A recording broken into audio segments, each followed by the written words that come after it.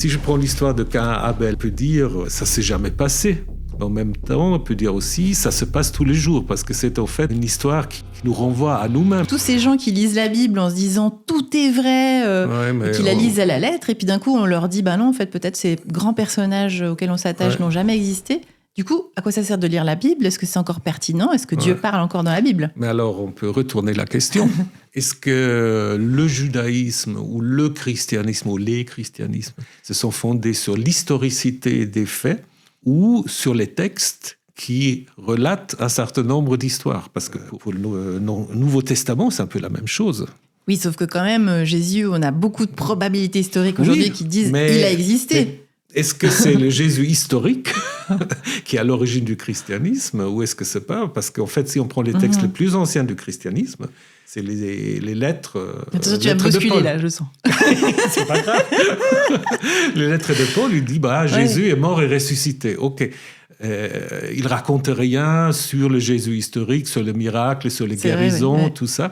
Donc dans les textes les plus anciens, en fait, on a une confession de foi. Et puis après, on va se dire, mais c'est Jésus, il a fait quoi ? Donc, on va raconter des histoires. Donc, certains peut-être ont des bases historiques, mais c'est un peu la même chose. Donc, le fondement du christianisme, c'est pas le Jésus historique.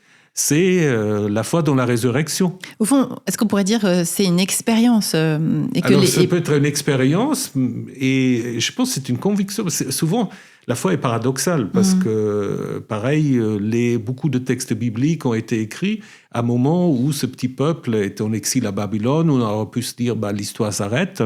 Et puis non, malgré tout, on va dire c'est Yahvé, le Dieu d'Israël, qui est le seul Dieu. Alors que d'autres avaient dit, mais elle se fait battre par les Babyloniens, etc. Donc on a cette idée, en fait, un peu paradoxale. On va affirmer contre les évidences une certaine conviction qui donne de l'espoir. Le christianisme, c'est un peu la même chose pour moi. Et donc, l'historicité des figures, je pense que c'est un peu une question un peu moderne, liée à un certain positivisme. Et vrai doit être historique.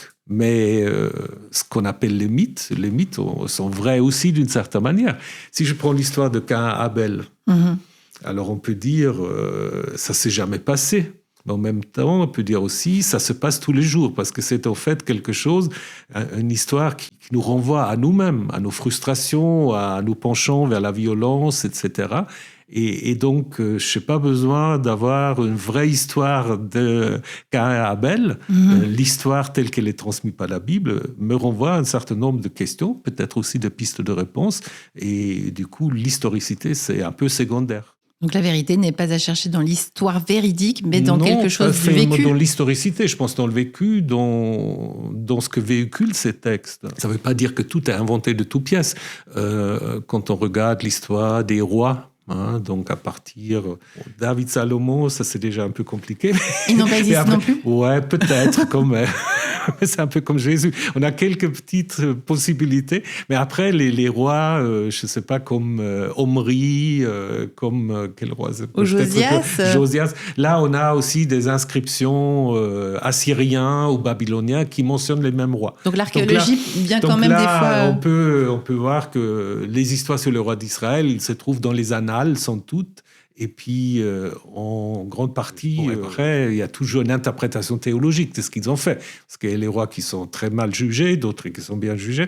Mais au niveau de leur existence, oui, on peut dire qu'ils ont... Mais de nouveau, même s'ils ont existé, ce qui est important, ce n'est pas tellement qu'ils ont existé, c'est ce qu'on raconte sur ces rois. C'est ce qu'on peut tirer au fond de ces histoires-là. Ouais.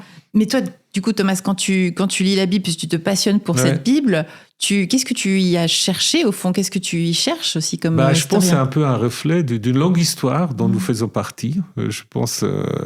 Alors, on peut lire la Bible, évidemment, de très différentes manières. Quand je fais mes cours, d'abord à l'université, au Collège de France, j'essaie vraiment de comprendre un peu les contextes historiques, etc.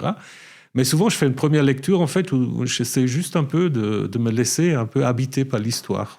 Et ce qui, à mon avis, est assez passionnant avec la Bible, même si on lit la même histoire pour la xème fois, parfois on peut être, en effet, interloqué, mais pourquoi je n'ai jamais vu ça ? Pourquoi il y a ça ? Et après, évidemment, c'est mieux aussi d'aller, tout le monde ne peut pas le faire, et puis c'est bien d'avoir les traductions, mais parfois c'est bien aussi de comparer parfois les traductions si on ne sait pas les langues originelles, ou de lire en hébreu ou en grec. Donc en fait, toi, dans ton propre chemin de chercheur, en fait, tu as quand même une première rencontre, on pourrait dire, avec le texte. Je pense qu'il faut d'abord, il ne faut pas tout de suite regarder ce que disent les collègues, ce que disent les autres chercheurs. Je pense qu'il faut d'abord un peu avoir une rencontre avec le texte. Le texte, c'est un vis-à-vis. Le texte, parfois, il peut intriguer, il peut donner du courage, il peut faire beaucoup de choses. Il a un pouvoir, en fait, finalement. Cette Bible, elle a quand même un pouvoir. C'est comme un vis-à-vis, quand même. Et le fait que c'est quand même, sauf erreur, le livre le plus vendu au monde, ça dit quand même quelque chose. Ouais.